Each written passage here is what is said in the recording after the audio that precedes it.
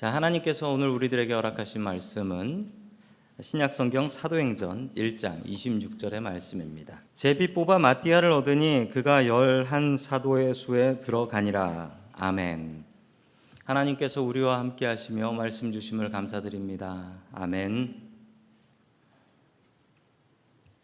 자, 오늘 가룟 유다의 배신이라는 제목을 가지고 하나님의 말씀을 증거하겠습니다. 1983년에 있었던 일입니다. 그 돌아가신 스티브 잡스, 애플사의 사장님이시죠. 이분이 애플사를 세우고 아주 고전을 하고 있을 때였습니다. 그 매킨토시라는 컴퓨터를 만들었는데 정말 잘 만들었는데 안 팔리는 것이었어요. 그래서 이걸 어떻게 팔 수 있을까? 이 나라에서 가장 세일즈를 잘하는 사람이 누구냐 찾아보니까 당시 펩시콜라의 부사장이었던 존 스컬리라는 사람이었습니다. 저분이 얼마나 유명한 분이냐면요, 저분 광고 우리 다 봤어요. 그 눈 가리고 어떤 게 더 맛있냐, 펩시가 맛있네. 그 광고를 만드신 분이 바로 저분입니다.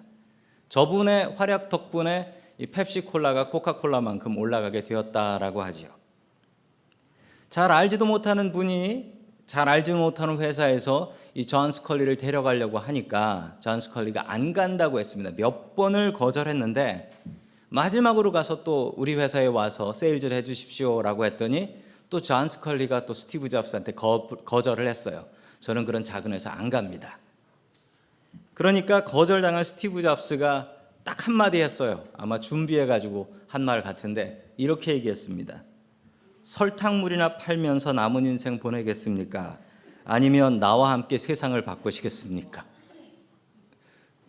이 말을 딱 듣고 그래, 내 인생 설탕물 팔다가 끝낼 수는 없다라고 생각하여 뻘떡 일어나서 회사 나왔습니다. 그래서 스티브 잡스와 애플사를 일으켰다라는 유명한 일화가 있습니다. 더 귀한 부르심이 여기에 있습니다. 한 번밖에 살지 못하는 인생, 언제까지 세상 속에 빠져서 세상 사람으로 사시겠습니까? 주님께서는 오늘 우리를 부르고 계십니다. 우리를 제자와 사도로 부르고 계십니다. 그 부르심에 응답하는 저와 성도 여러분들 될 수 있기를 주의 이름으로 간절히 축원합니다. 아멘. 첫 번째, 하나님께서 우리들에게 주시는 말씀은 돈을 사랑하지 말라라는 말씀입니다. 돈을 사랑하지 말라. 우리 모두에겐 돈이 필요합니다. 얼마 전 은퇴하신 목사님 모임에 갔는데 그 목사님 설교에 이런 얘기가 나왔습니다. 목사가 은퇴하면 무엇이 필요할까요? 그러고서 돈이요 라고 말씀하셨어요. 우리가 이 땅을 살아가면 돈에 자유로울 사람 없지요. 우리 모두 돈이 필요합니다. 우리가 드리는 헌금도 돈입니다. 돈은 꼭 필요합니다. 그러나 돈을 사랑하지는 마십시오. 돈은 사랑받습니다. 그리고 돈을 열심히 벌면요, 내가 열심히 산다라는 착각도 듭니다. 통장에 돈이 쌓여가는 것을 보면서 내 마음과 심지어 내 영혼까지 평안함을 느낍니다. 돈은 사랑을 받습니다. 그리고 돈은 사랑받을만 하기도 합니다. 그러나 돈을 사랑하지 마십시오. 우리가 돈을 사랑하면 너무나 많은 것을 잃기 때문에 그렇습니다. 오늘의 이야기는 가룟 유다와 그로 인해서 일어나는 일들입니다.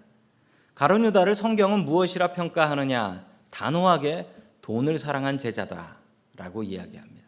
돈을 사랑했어요. 성경은 가룟 유다에 대해서 다른 평가하지 않습니다. 그는 돈을 사랑하여 자기의 스승을 팔아먹은 그런 사람이었던 것이죠.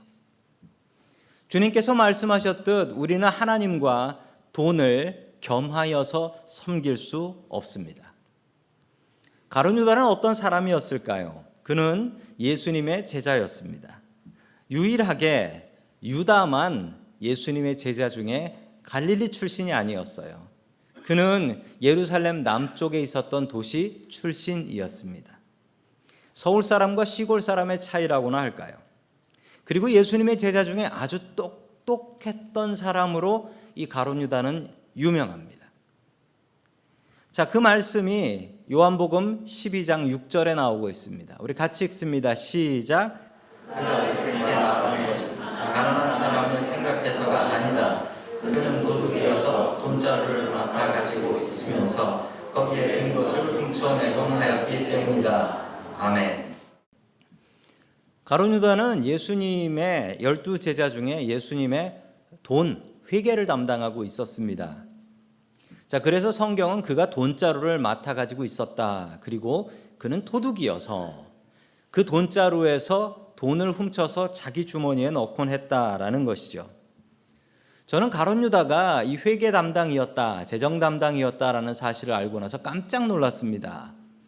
왜냐하면 예수님의 제자 중에는 회계 담당을 할 만한 사람이 있었습니다. 누구였냐면 마태복음을 쓴 마태. 그의 원래 직업은 세리였습니다. 텍스 콜렉터. 돈 걷고 돈 세는 일이 직업이었던 사람이에요.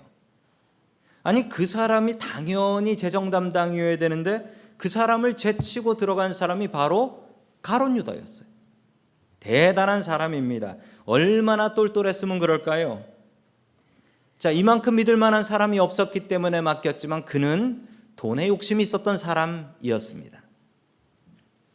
2016년 쿠퍼티노, 저희 밑에 동네인 쿠퍼티노에서 있었던 일입니다. 중국 교회가 있었는데 이 교회가 장로교회입니다. 이 교회의 재정을 담당하는 장로님 부부가 있었어요. 이게 원래 부부는 재정부에 같이 넣지 않는데 이 교회에서는 이 장로님 부부가 너무 믿음직하여 이 재정부에 이 부부를 넣어놨습니다. 그런데 이 교회가 아주 큰 교회였던 것 같습니다. 이 장로님이 교회로 들어온 헌금을 자기 어카운트, 자기 계정으로 입금을 시켜버린 거예요. 얼마나 빼돌렸냐면 놀라지 마십시오. 750만 불, 7.5 밀리언, 750만 불을 훔쳐가지고 자기 어카운트에 넣었습니다. 계속 재판받다가 작년에 마지막으로 재판받았는데 20년형을 받았어요. 20년형. 아마 평생을 감옥에서 보내셔야 될 것 같습니다. 자, 우리 재정부를 위해서 기도하셔야 됩니다. 재정부는 늘 시험에 듭니다. 왜 시험에 드냐? 재정이 부족하면 시험에 들고 또 재정이 남아도 시험에 드는 게 우리 재정부니까요. 여러분 재정부를 위해서 열심히 기도해 주시면 감사드리겠습니다. 향유옥합 사건, 예수님께 마리아가 와서 자신의 혼수였던 향유옥합을 깨어서 예수님의 발을 씻어 드렸습니다. 마리아가 이렇게 귀한 일을 한 것을 옆에서 바라본 가룟 유다는 무엇이라 이야기했을까요?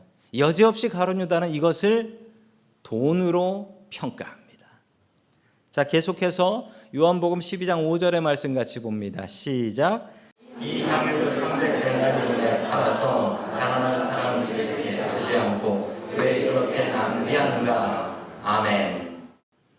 유다는 참 지혜로운 사람이어서 이 향유옥합의 가격을 정확히 알고 있었습니다. 300데나리온. 이 가격을 알기가 쉽진 않습니다. 이게 당시 여자들이 결혼하기 전에 혼수로 준비하는 것이었는데 여자들 사이에서는 잘 알려진 일이죠. 결혼하려면 300데나리온이 있어야 돼. 이런 얘기는 여자들이 잘 아는 얘기인데 이 남자 가룟 유다가 이것의 가격을 어찌 이렇게 잘 알고 있었을까요? 그는 돈에 민감하고 돈에 관심이 많은 사람이었기 때문입니다. 그래서 그는 예수님의 회계 담당까지 할 수 있었던 것이죠. 이 거룩한 사건을 가룟 유다는 돈으로 평가합니다. 만약 여러분들에게 내일 돌아가실 예수님께서 오셨고 나에게 향유옥합이 있다면 그거 깨지 않으시겠습니까? 저라면 깹니다. 저라면 이 일생일대의 기회를 잡습니다.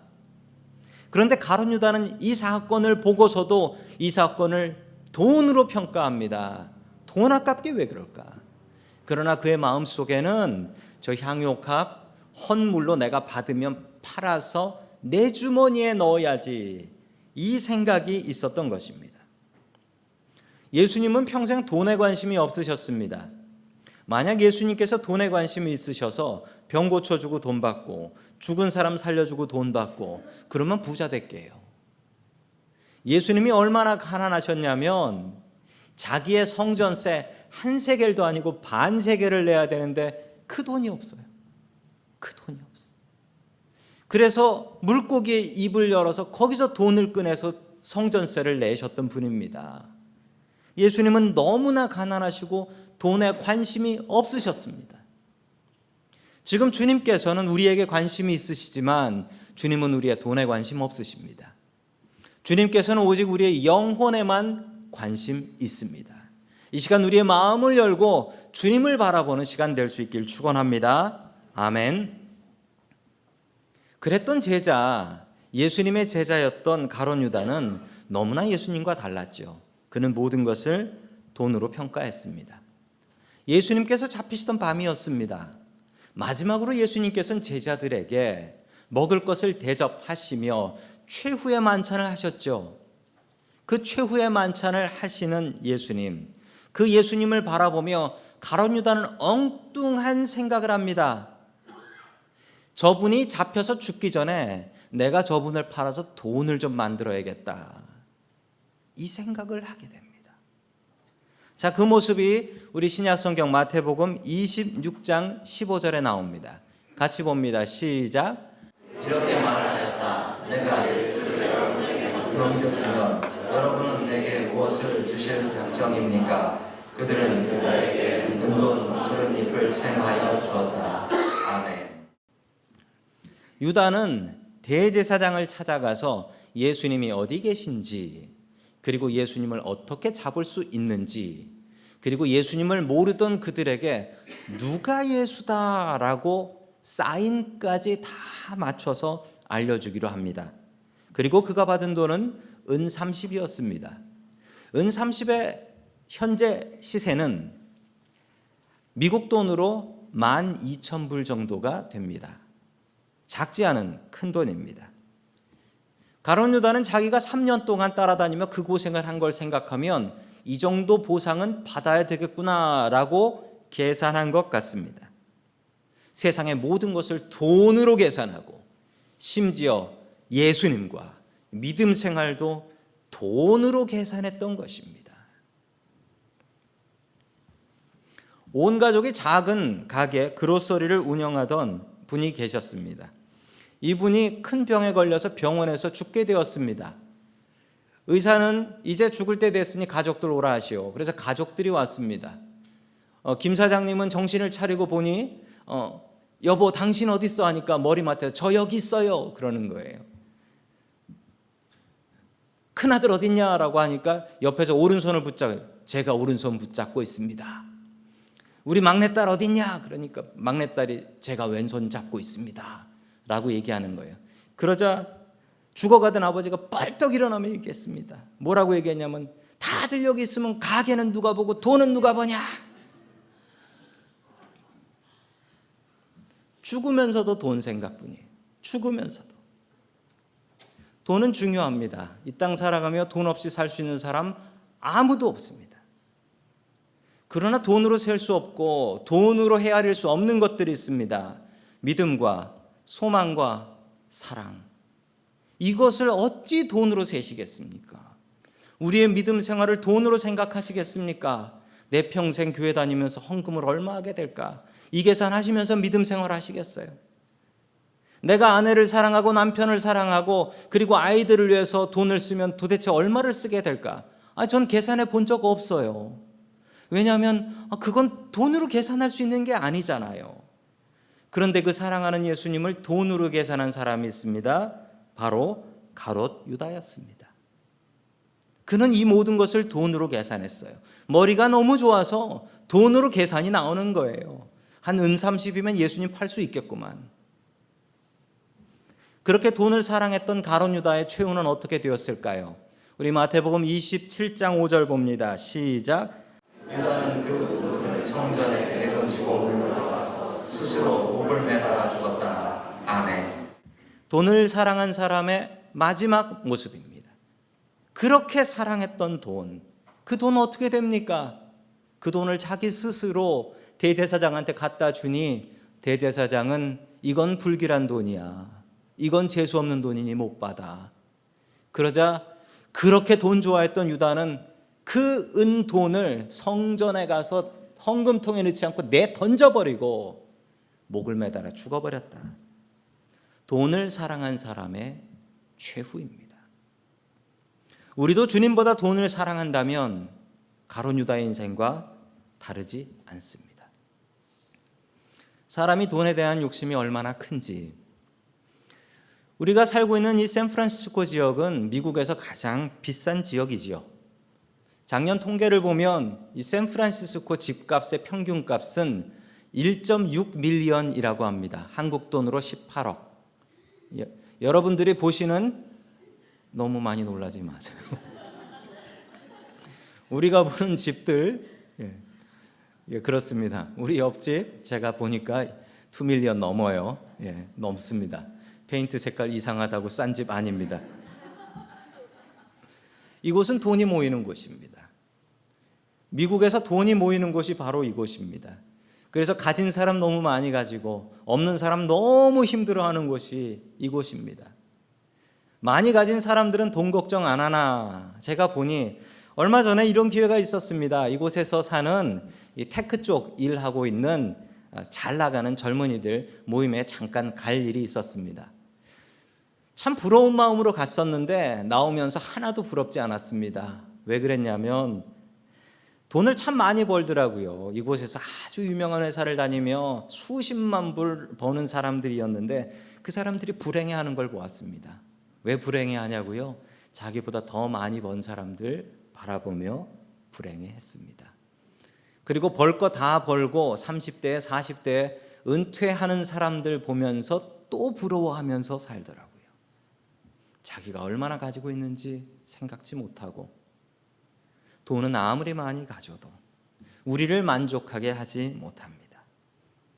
이렇게 설교하고 있는 김 목사는 돈 걱정 안 합니까? 아니, 저 돈 걱정하지요. 저도 돈 걱정합니다. 제가 돈 걱정을 안 했더니 저랑 같이 사는 사람이 하더라고요. 그런 분들 계시지요? 주로 돈 걱정하는 사람이 집안에 담당이 있습니다. 돈 하는 사람이 있어요. 저도 돈 걱정합니다. 아마 죽을 때까지 돈 걱정하고 살겠죠. 그런데 저는 돈은 사랑하지는 않습니다. 전 돈 사랑하지 않아요.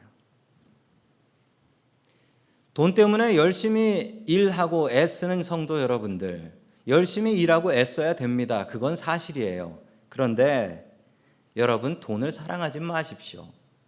통장에 돈 좀 있는 것 가지고 그것으로 어리석은 부자처럼 만족해하며 정말 내 영혼까지 평안하고 나 천국 들어가겠구나라고 생각하지 마십시오. 아무 상관없는 일입니다. 우리는 돈 때문에 행복해하기도 하고 돈 때문에 걱정하기도 합니다. 그러다 보면 야, 이거 내가 주님의 종인가? 내가 돈의 종인가? 여러분, 돈은 우리가 열심히 벌고 열심히 써야 될 것이지 도구이지 수단이지 돈 버는 게 인생의 목적은 아닙니다. 그런데 돈 버는 게 인생의 목적으로 살아가는 사람들도 참 많이 있습니다. 자, 우리 디모데전서 6장 10절 말씀 같이 봅니다. 시작. 돈을 사랑하는 것이 모든 악의 뿌리입니다. 정말 너무나 맞는 말씀입니다. 돈을 사랑하는 것이 모든 악의 뿌리입니다. 돈은 우리가 벌고 쓰는 도구일 뿐인데 우리가 돈을 사랑하고 돈을 하나님같이 여깁니다. 그런데 성도 여러분, 우리가 돈에 집중하면 집중할수록 잃어가는 것이 있습니다. 그것은 바로 믿음과 소망과 사랑입니다.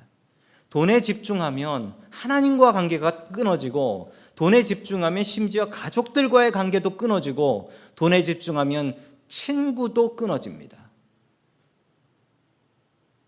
돈에 집중하지 마십시오. 우리가 유다를 통해서 분명히 배워야 될 것이 있습니다. 돈을 사랑하지 말고 정말 우리가 사랑해야 될 대상은 하나님, 우리 가족, 그리고 우리의 이웃들입니다. 가룟 유다처럼 돈으로 모든 것을 계산하고 가룟 유다처럼 돈으로 모든 것을 평가하는 우리들의 모습은 가룟 유다와 그다지 다르지 않습니다.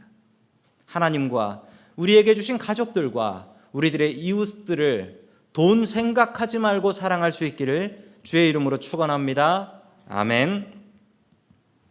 두 번째, 하나님께서 우리들에게 주시는 말씀은 하나님의 인도하심을 믿으라라는 말씀입니다. 하나님께서 우리를 인도하십니다. 그것을 우리는 분명히 믿어야 합니다. 예수님께서 하늘나라로 승천하신 뒤에 12명의 제자가 이제 가룟 유다가 자살해 죽었으니까요, 11명이 되었습니다. 제자들은 우리 예수님께서 세우셨듯이 12명 다시 채워야 한다라고 생각하며 뽑게 되었는데, 그 당시 예수님의 제자들은 지명수배되어 대제사장과 누구에게든 잡히면 죽게 될 형편이었는데, 누가 한 명 더 들어올 사람이 있었을까요? 사도행전 1장 22절에 그 답이 있습니다. 같이 봅니다. 시작. 곧 요한이 세례를 주던 때로부터 예수께서 우리를 떠나 하늘로 올라가신 날까지 늘 우리가 함께 다니던 사람 가운데서 한 사람을 뽑아서 우리와 더불어 부활의 증인으로 삼아야 할 것입니다. 아멘. 오히려 너무 많은 게 문제였습니다. 심지어 마가의 다락방에 120명이 모였다고 해요. 그리고 그들 중에는 예수님의 제자가 되려는 사람이 여럿 있어서 예수님의 제자가 될 사람의 자격을 정했습니다. 자격의 시작은 언제였냐면 요한이 세례를 주던 때, 예수님도 세례 요한에게 세례를 받으셨잖아요. 세례 요한이 세례를 주던 때부터 우리와 함께 있어야 된다. 즉 예수님의 제자들이 세례 요한이 세례를 줄 때부터 같이 있었던 그룹이었다라는 사실입니다. 심지어는 세례 요한의 제자도 있었습니다. 성경에 나오는 안드레가, 그 베드로의 동생이었던 안드레가 세례 요한의 제자였어요. 세례 요한을 따르다가 예수님을 따라갔습니다. 자, 그때부터 따라와 가지고 언제까지냐면 예수님이 승천하는 것, 하늘나라 가시는 것을 본 사람까지, 즉 처음부터 끝까지 다 함께 했던 사람, 그 사람만 제자가 될 수 있다라고 기준을 정합니다. 우리의 믿음 생활을 이루어야 되는데 끝까지 방심하면 안 됩니다. 끝까지 가봐야 하는 거예요. 얼마 전에 제가 아는 어느 교회, 이쪽 샌프란시스코에 있는 교회에 어떤 장로님이신데 추수감사절을 맞이하여 LA를 방문하게 되셨답니다. LA를 가는데 이제 저녁이 다 돼가지고 도착을 한 거예요. 그래서 이 장로님이 어차피 가서 자는 거 반값산 산 넘어가기 전에서 자자. 그래서 레벡이라는 도시에서 그 넘어가기 전에 도시 있어요. 거기서 하룻밤 잠을 자고 아침에 딱 일어나서 보니까 천지가 다 하얘졌어요. 눈이 너무 내려가지고 LA로 넘어가는 산이 있는데 그 산을 막아버린 거예요. 그래서 가려면 한참을 돌아가지고 LA를 들어갈 수 있게 되었습니다. 이 장로님께서 이 길이 막힌 것을 보고서 그 한참을 돌아가지고 산을 돌아가지고 LA로 들어가시면서 회개 기도를 하셨답니다. 뭐라고 하셨냐면, 주님, 내가 천국 문 앞에 가서도 문 닫혀서 못 들어갈 수 있군요. 죽을 때까지 끝이 아니군요. 죽을 때까지 최선을 다하며 살겠습니다. 이렇게 회개하며 돌아오셨다라고 합니다. 믿음은 마라톤입니다. 죽어서 천국 가는 날까지 절대 방심하지 말기를 주의 이름으로 축원합니다. 아멘. 자, 계속해서 사도행전 1장 23절 말씀 같이 봅니다. 시작. 그리하여 그들은 바사바라고도 하고 유스도라고도 하는 요셉과 마리아 두 사람을 앞에 세우고서 아멘. 그래서 그 기준에 맞고 자원하는 사람 둘을 찾아냅니다. 누구냐면 사람 이름 많이 나오는데 실제로는 2명이에요. 누굽니까? 요셉과 마띠아입니다. 그런데 이 둘의 이름이 너무나 다르죠. 뭐가 다르냐면 마띠아는 그냥 마띠아인데 요셉은 뭐라고 나옵니까? 바사바라고도 하고 유스도라고도 하는 요셉. 이거 한 사람이에요. 한 사람 이름이 3개네. 왜 3개냐면 이게 외국 이름인 거예요. 그리스식 이름, 로마식 이름, 유대식 이름, 이 이름 3개가, 그럼 이 요셉은 어떤 사람입니까? 대단한 사람인 거죠. 그냥 단순한 유대인이 아니라 외국어도 잘하고 있는 훌륭한 사람인 겁니다. 성경은 그래서 떨어진 사람이지만 이 사람을 이렇게 설명하는 거예요. 만약에 투표해서 뽑았다고 하면 저는 요셉이 된다고 봅니다. 왜냐하면 그의 이름이 세 개니까요. 그만큼 대단한 사람이었으니까요. 그런데 마띠아가 뽑힙니다. 왜 마띠아가 뽑히냐고요? 그들이 기도했기 때문입니다. 그들이 기도하며 우리가 사람의 눈으로 뽑지 않고 하나님의 눈으로 뽑게 주시옵소서. 기도하고 나서 어떻게 뽑았냐고요? 우리 사도행전 1장 26절 봅니다. 시작. 그리고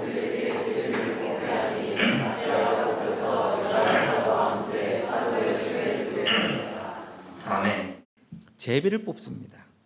투표하지 않고 제비를 뽑아요. 왜 제비를 뽑았냐?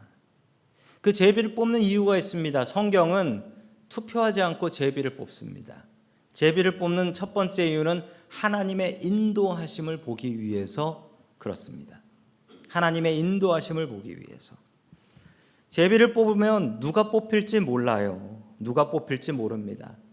그래서 더 많이 기도하게 됩니다. 그래서 예루살렘 교회는 더 많이 기도했어요. 그리고 뽑았습니다. 실제로 이렇게 뽑는 교회들이 있습니다. 제가 아는 어느 교회 청년부에서 실제로 이 제비를 뽑아가지고 청년부 회장을 뽑았습니다. 그랬더니 하나님께서 정말 인도해 주셔서 청년회장이 되면 안 될 사람이 뽑혔습니다. 제비로 뽑았더니 정말 제비 같은 날라리 같은 남자애가 하나 뽑혔대요. 본인도 놀랐지만 그 교회가 더 놀랐어요. 그러면서 야, 우리 올해는 끝장났구나. 그러며 청년들이 더 열심히 기도하더랍니다.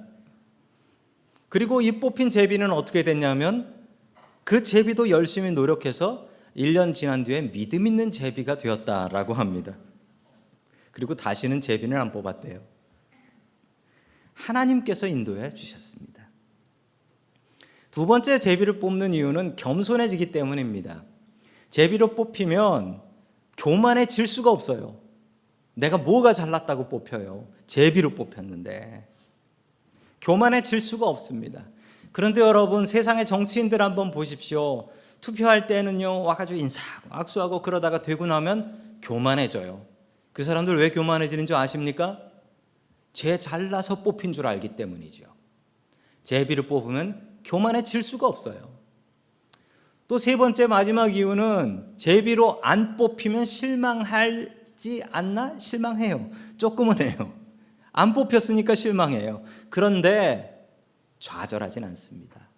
왜냐하면 사람들이 내가 싫어서 안 뽑은 게 아니잖아요. 하나님께서 안 뽑아주신 거잖아요. 교회에서 선거하고 나면 꼭 후폭풍이 있어요. 어떤 폭풍입니까? 안 된 사람이 교회 나가요. 사람들이 나 싫어한다고. 이 제비가 참 좋은 방법입니다. 저희 교회에서도 이 제비를 많이 사용해야 되겠어요. 구약 성경에 최초로 뽑힌 왕 사울은 제비로 뽑혔습니다. 그리고 구약 성경에 나오는 아이성에서 실패했던 그 범인을 찾을 때도 제비로 뽑아서 아간을 뽑아냈어요. 기가 막히게 뽑아내셨습니다. 하나님께서 인도하신다는 증거입니다. 여러분들은 하나님의 인도하심을 바라보십니까? 제가 군대 생활을 마치고서 이제 대학 졸업하고 군대 마치고 회사 취직할 때 기준이 하나 있었습니다. 이래봬도 제가 IMF 전에 취업을 해가지고 몇 군데 됐었습니다. 몇 군데 돼가지고 그 중에 제가 제 고르는 기준은 딱 한 가지였습니다. 저희 집이 어렸을 적부터 너무나 가난했기 때문에 저는 딱 하나, 그냥 아무것도 안 보고 돈만 봤습니다. 그래서 돈 제일 많이 주는 데가 어디냐? 그래서 어느 이동통신회사에 취직해서 다녔었습니다. 왜냐하면 저는 돈을 사랑했으니까요. 통장에 돈 쌓이는 걸 보면서 평생 처음으로 기뻐했습니다. 야, 통장에 돈이 쌓이는 일도 있구나. 그러다가 주님께서 주신 은혜를 받고 회사 그만두고 신학교에 갔습니다. 그리고 하나님 앞에 기도하면서 하나님, 제가 돈 사랑하지 않고 돈을 따르지 않게 해 주시옵소서라고 기도했습니다. 그리고 제가 섬길 교회를 찾게 되었는데 제가 세운 기준 하나가 딱 있었습니다. 딱 한 가지만 봤습니다. 제가 본 것은 무조건 처음 부르는 데 간다. 돈 생각하지 않고 무조건 처음 부르는 데 간다. 그래서 교육전도사를 나갈 때도 무조건 저를 처음 부르는 데 갔습니다. 그때 거기 갔을 때 주위에서 있는 분들이 거기 가지 말라고 무척 말리셨습니다.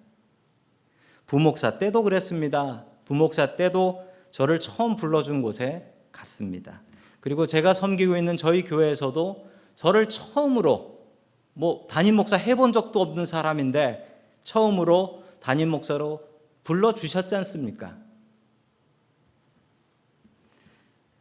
하나님께서 저를 가장 필요한 곳에 보내주셨고 하나님께서 가장 저를 행복한 곳으로 인도해 주셨습니다. 저는 하나님의 인도하심을 믿습니다. 돈을 사랑하고 돈을 쫓지 마십시오. 우리는 돈의 종이 아니라 주님의 종들입니다. 기도하시고 주님께서 어떻게 인도하시나 보십시오. 그리고 그 인도하시는 것 보면 계산기 두드리지 말고 그냥 그대로 순종하십시오. 그 길이 바로 주님께서 인도하시는 길이십니다. 분명히 주님께서 우리의 삶을 인도해 주십니다. 그 인도하심을 따라가며 살아가는 저와 성도 여러분들 될 수 있기를 주의 이름으로 축원합니다. 아멘.